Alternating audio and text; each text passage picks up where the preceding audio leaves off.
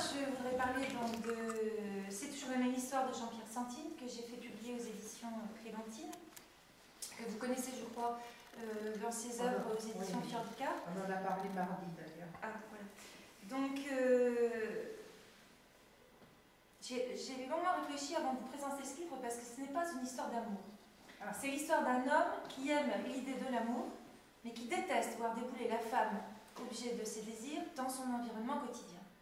C'est-à-dire qu'il aime l'idée de l'amour, il aime souffrir de l'amour, mais quand elle est devant sa porte, à ce moment-là, ça n'est plus de l'amour. Donc le livre est séparé en deux parties.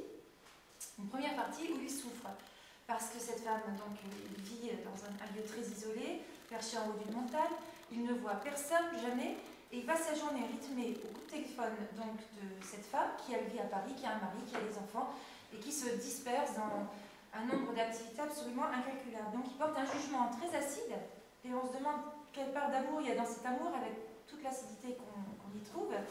Et on se rend compte que ces gens-là ne peuvent pas se rencontrer, mais que finalement c'est tant mieux pour lui. Parce que tant qu'elle est loin, il l'idéalise.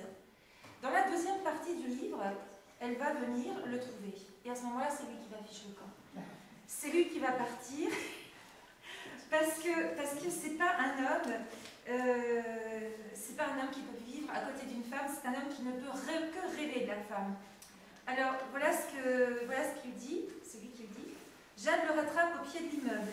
Elle veut l'accompagner dans son voyage, elle a jeté une robe jaune sur son corps nu, noué rapidement sa chevelure et ainsi toute fraîche le prend par la main. « Je vais avec toi, dit-elle. » Ils marchent ensemble dans les rues interminables. Au sol, l'ombre de Jade absorbe celle de Samuel. Elle en nourrit son corps monstrueux. C'est très présent dans le livre, c'est qu'il ne peut exister en tant qu'homme qu'en étant seul. Pure hypothèse, il est bien seul et c'est heureux. Au zénith, son ombre elle-même disparaît, déportée sur les talons, il la piétine allègrement, il se sent plus léger. Donc en fin de compte, c'est la récupération par un homme de son histoire, c'est la sublimation d'une histoire. Alors j'ai vu que Emmanuel Camunade avait dit que c'était un rassemblement d'utopies et que forcément il y avait autre chose derrière les utopies. Mais ce qu'elle n'a pas réalisé, c'est que la vie est utopique. C'est qu'on tombe amoureux par des utopies, on est conditionné pour vivre selon des événements utopiques. Donc si cette histoire est utopique, c'est parce que c'est la vie. Et en fin de compte, la transmutation, il l'a fait sur la deuxième partie en disant qu'il a bien compris qu'il ne peut pas vivre une histoire normale, qu'il ne peut focaliser que sur des femmes absentes, et que donc c'est l'idée de l'amour qu'il vénère, mais pas l'amour en lui-même. Donc je trouve que c'est un livre très masculin, parce que je pense que bien des hommes se retrouveront dans cette façon de ne pas gérer une femme au quotidien ou de porter un regard un peu distancé sur ses activités. Et c'est aussi un livre très agréable pour une femme parce qu'on a une... Jean-Pierre est le plus grand amoureux que je connaisse. Hein.